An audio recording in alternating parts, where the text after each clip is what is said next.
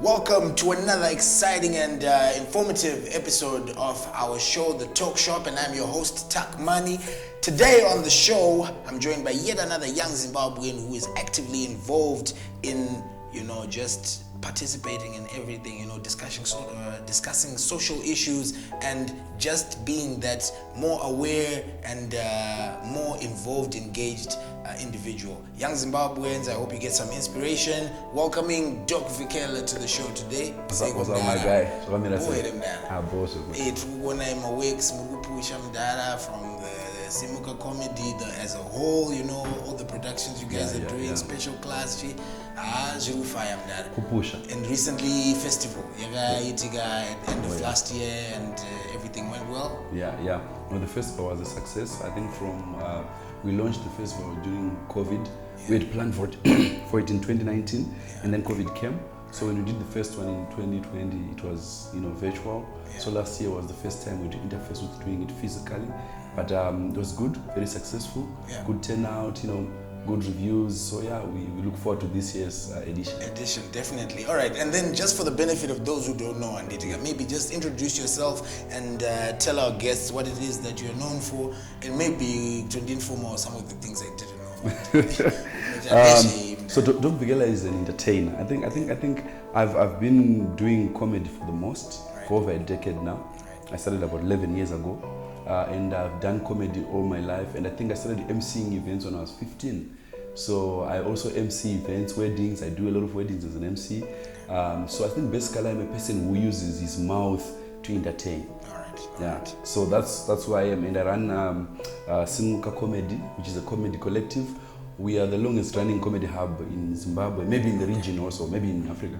Because since 2011, we've been grooming comedians, curating comedy shows. So now we're even growing our complement. So by the by, that's who I am. I think the other part of my life is not interesting. This is the interesting part. You never know. Maybe if you let us know. I'm a natural person by training. Okay. And so those two things they don't go hand in hand. You can't be a natural person and a comedian. I mean, it throws you off. Because during the day you're firing people, and in the evening you're making those same people laugh. Right. So I had to choose. No, that actually makes a lot of sense. And talking about human resources and in our industry, entertainment, just as the broader sense of it. We've seen a lot of young artists and young creatives focusing on the trivial things, and they sing about Farah, they are making dramas about Dakwa and sex and all of this, trivial stuff. But the important issues that are affecting their communities, social issues, speaking truth to power and accountability and all these, important things. What role do you think young creatives should take in shaping our local politics and discussing some of these, issues that are affecting our communities? I think, there's a fine line between people that are woke and conscious and people that want fame, right? So I think since time immemorial, people that have always went after fame would go on to be famous and then get broke, and then, they then go to the people that are conscious for help and assistance, right? So it is that fine line that we need to define and be able to work on, to say that if the Zim dancehall movement is happening, these youngsters, they are hot on the scene. What is it that those that are there in the industry, or those that are there to do these key social issues, that know the effects of the diverse effects of our political landscape, economic landscape, to tap into this guy's world? Because the Zim dancehall guys, you can't tell them to sing about how drugs are bad. Because at the end of the day, they probably grew up in that system where drug abuse is romanticized. You see, that it's a cool thing to sing about that. And you're in a ghetto where these kids are going to school where they are not getting proper learning in terms of the effects of drug. You have a television channel that is not broadcasting the effects in a proper way. So the packaging does not start with the musician or the actor. It starts with the powers that be. So we can only speak truth to power if the power is democratic in thinking. Because if I am a securocrat or I am a dictator, say it's me, right? I would never allow development to seep through the schools and the other institutions of learning, because I know these people will become woke. They'll start producing content that speaks to my way of governance. So what do? I use systems of patronage. You see, one thing I liked about the former president, his RG, was that he made sure that everyone went to school. Right. It's not a bad thing, but it made us unwilling to go into the streets and voice. Right. When was the last time you saw people in the streets?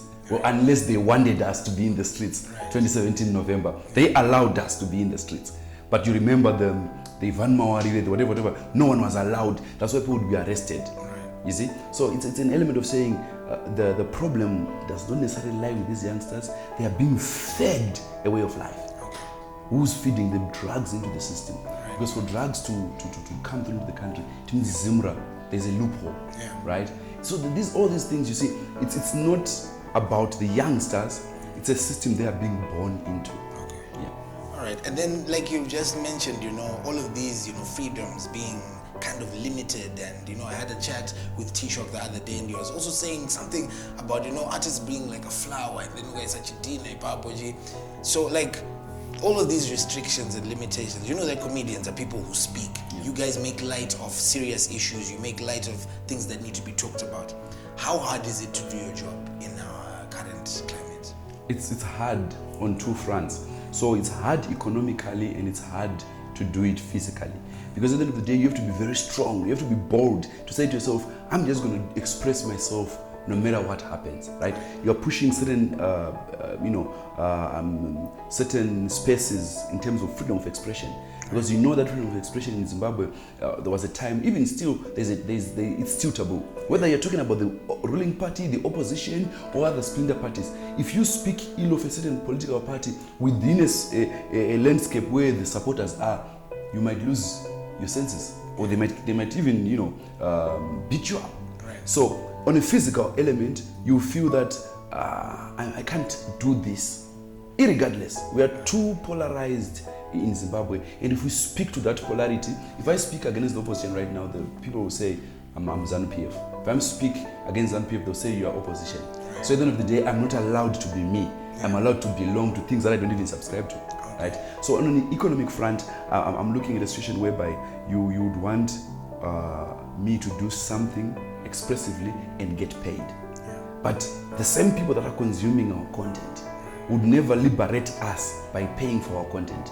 Rather, your performance, as mesmerizing as it is, they will shoot it down like, akete rasta, rasta akete.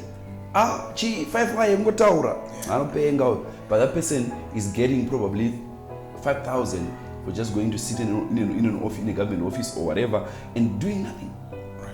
You see? Yeah. You see, we look at all the buildings in town right now, the elevators don't work, right? And NASA should go and inspect there. But if you go right now to NASA, there's someone who's in the safety department. They are there right now, sitting and saying, we want our salaries because we worked the whole month. What work have you done? Yeah. There is chaos there. So you see, so these are the things that we suffer silently because our industry is not formalized. Yeah. Yeah. And then, as an entertainer, events curator and that sort of thing, what is the ideal do you think would be the ideal climate for you guys to be able to express yourselves as artists and for these discourse to be able to be free and safe for everybody to participate? I think when we realize that power is temporary, when we realize that to build our future generations, we don't have to think of today but think of tomorrow, because our politics is a major stumbling block. We have to change the way we do our politics.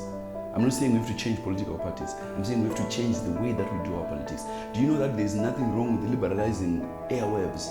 I tell you, as a musician, as an actor, as a filmmaker, right? You right now could have made a lot of content that people are consuming, but you cannot do that because distribution channels that really give you your time's worth. Because you can't keep on making content and putting on YouTube and getting $15 every month. Right? You can't survive on that. So at the end of the day, our politics, we need to change the approach to our politics. The democratic space in Zimbabwe has to be liberalized. It should not be taboo for me to wear a ZANU-PF t-shirt right now and walk in town.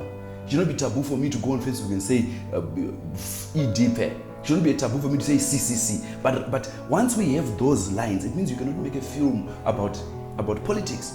You cannot make fun of Chamisa without Chamisa's fans screaming and saying, baying for your blood. Yeah. So the politics of the day needs to change. Once that changes, it means that the corruption that is creeping up everywhere can be arrested. It's on the top, eh? Yeah. Corruption is on the top. Because my child right now, for me to leave home, she wants me to buy a Zepnix or whatever, those whatever, yeah. those small snacks or sweets, whatever. Yeah. But that's a corrupt tendency. That is starting from a tender age. But where did she get it from? From his father. Yeah. The last time I wanted to go in, I said, no, I'll buy you a sweet. Yeah, right. You see? So if at the top we change the way we do things, like right now, democracy, it's key. It's not practical in Africa, yeah. but it's key for us. Millennials, millennials or Gen X. Gen X, yeah. You can never have that kind of a group sprouting in a suppressed political landscape. You see, in South Africa, they've got democracy because of being a rainbow nation, right? But if you look at Britain, someone can go on TV and make fun of the ruling party. In South Africa, they've got late night show with Louis Ogola.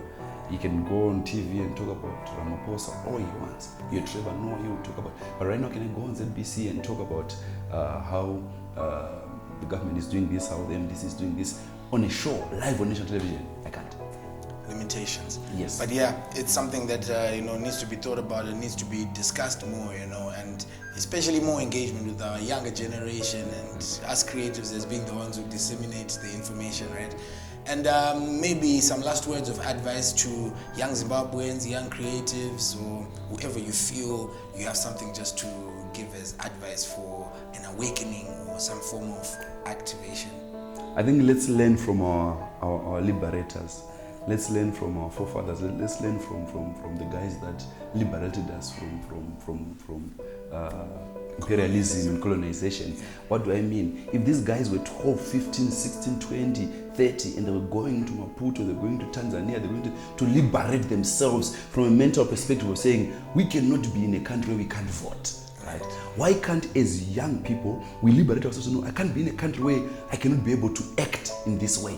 Do you know that if we produce content that speaks to power in our droves, we will achieve the desired objective? Right. You see? But if you're too comfortable in a space where you wear your Timberlands, your whatever, and then you drop your trousers, and then you're like, yo, and then you spend the day at Joiner, and then you think that's life. Yeah. Newsflash. 5 years from now, you'll be listening to Wingy D's song 25 and thinking, what? You get what I'm trying to say? Yeah. So those songs should be songs of consciousness that pushes us to do something. So if I am speaking to power in my own way as a comedian, as a musician, let's start now.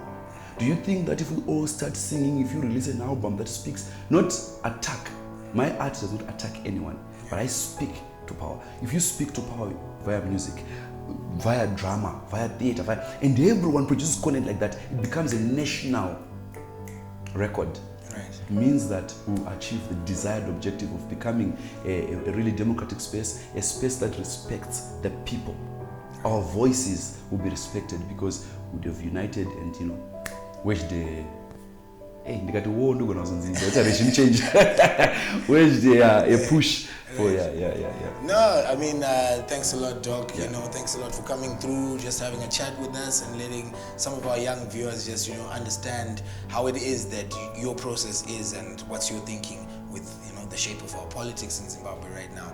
Very eye-opening, and thank you so much for joining us. Yeah, thank you so much, guys. I'm excited to being here, but I'm not a philosopher. Eh? No. These things are just coming. You have no idea. Maybe you need to get a voice recorder. Is it? Transcribe. Sharing ideas. But thank you so much. And I'm your host, Tuck Money. Today we were joined by Doc Vikela on the Talkshop. Had a really great chat with him, good friend of mine. And till next week,